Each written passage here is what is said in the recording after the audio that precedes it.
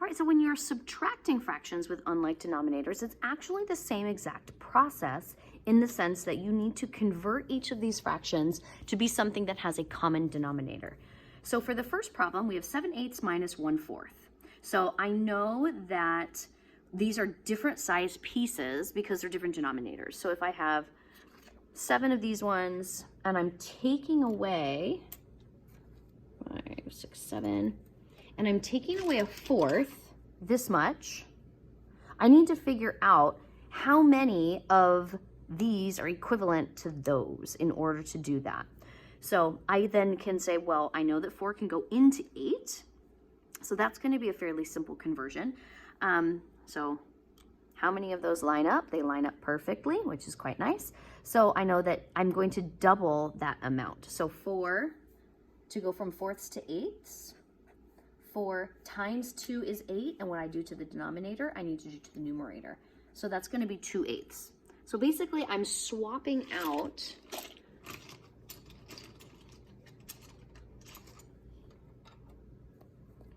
if I want to take away a fourth, I'm basically saying I want to take away that many. So 7/8 minus 2/8. So I'm going to take away these 2/8. How many eighths do I have? I have 5/8. Okay, so let's do the next one. Again, we have an example of one where one doesn't go into the other. So I have tenths. 1, 2, 3, 4, 5, 6, 7.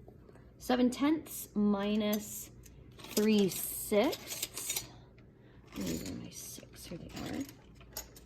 Minus 3/6.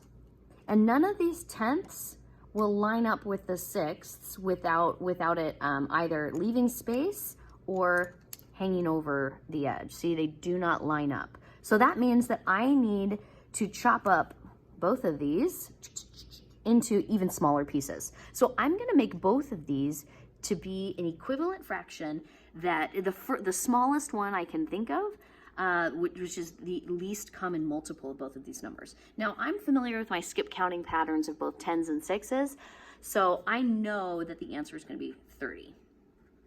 Because I know if I skip count by 10s or I skip count by 6s, the first time I land on the same number is going to be 30. So I'm going to make both of these be 30ths.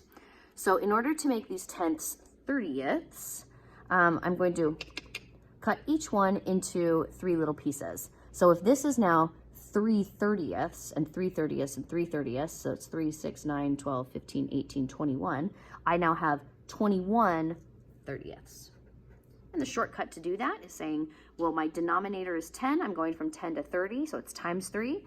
What I do to my denominator, I'll just write the little annotation there, times 3. I also do to my numerator, times 3. So 7 times 3 is 21. And I'm going to do that same process with my sixths. So the sixths, I want them to be in 30ths. So those sixths, I'm going to cut into 5 little chops. So these are going to be 5 little pieces here.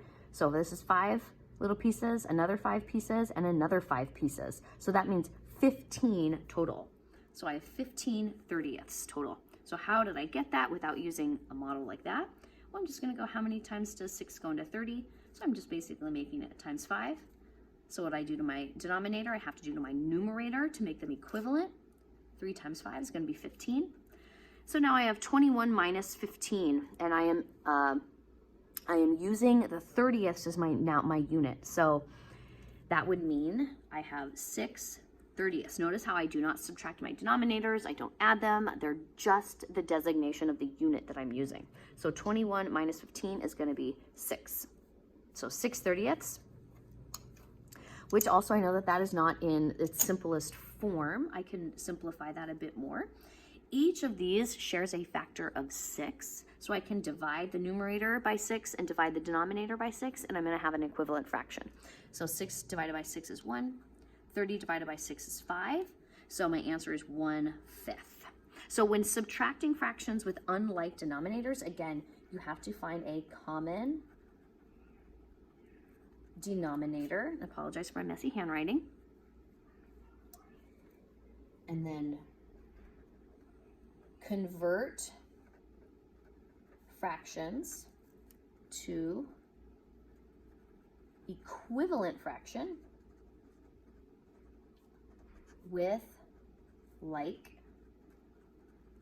denominator, and then add or subtract depending on the problem.